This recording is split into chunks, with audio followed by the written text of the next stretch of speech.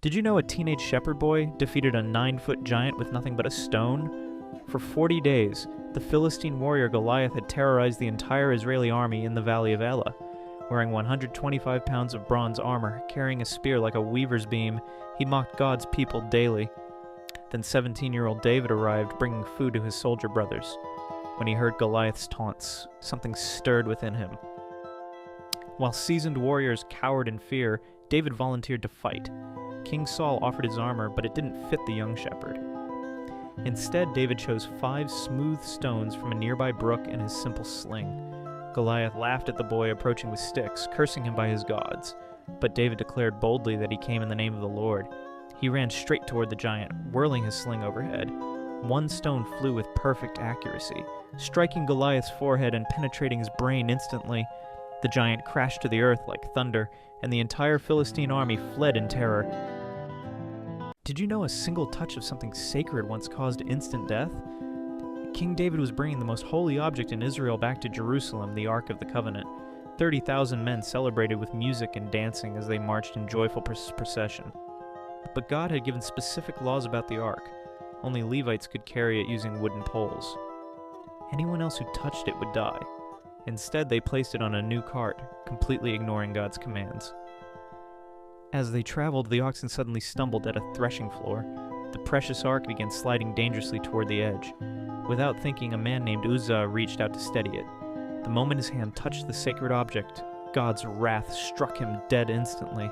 The celebration turned to horror and mourning. David was so terrified he abandoned the ark for 3 months. One instinctive touch changed everything.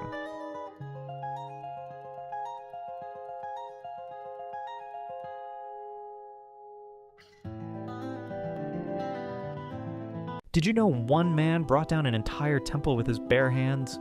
Samson stood chained between massive stone pillars in Gaza, his eyes gouged out, his legendary hair cut short. 3,000 Philistines packed the temple above him, celebrating their victory over Israel's strongest warrior. They mocked him, laughing at the once mighty judge now reduced to entertainment. But something they didn't notice was happening. His hair was slowly growing back, and with it, his connection to God was returning. Samson whispered one final prayer, asking for strength just one more time. The crowd's laughter echoed through the temple as he positioned himself between the 2 main support pillars. Then he pushed with supernatural force. The massive stone pillars began to crack and groan under the pressure. Confusion replaced laughter as the entire structure started to collapse. In seconds, the temple came crashing down, killing everyone inside. That day, Samson destroyed more enemies in his death than he ever had in life. One final act of faith changed everything. Did you know Christianity's greatest enemy became its most powerful missionary in a single moment? In 36 AD, Saul the Pharisee rode toward Damascus with one mission: destroy every Christian he could find. He carried official arrest warrants and breathed threats of violence. Believers fled when they heard his name. He was their worst nightmare. But at midday, something incredible happened. A light brighter than the sun struck him down instantly. His companions heard a voice from heaven, but saw no one. Terror filled Saul's heart as he realized the truth. He had been persecuting Jesus himself. The risen Christ spoke directly to him on that dusty road. For 3 days, Saul sat in complete darkness, totally blind. The hunter had become the hunted. When his sight returned, everything changed. He was baptized immediately and began preaching the very message he once tried to destroy. The persecutor became the greatest missionary in Christian history.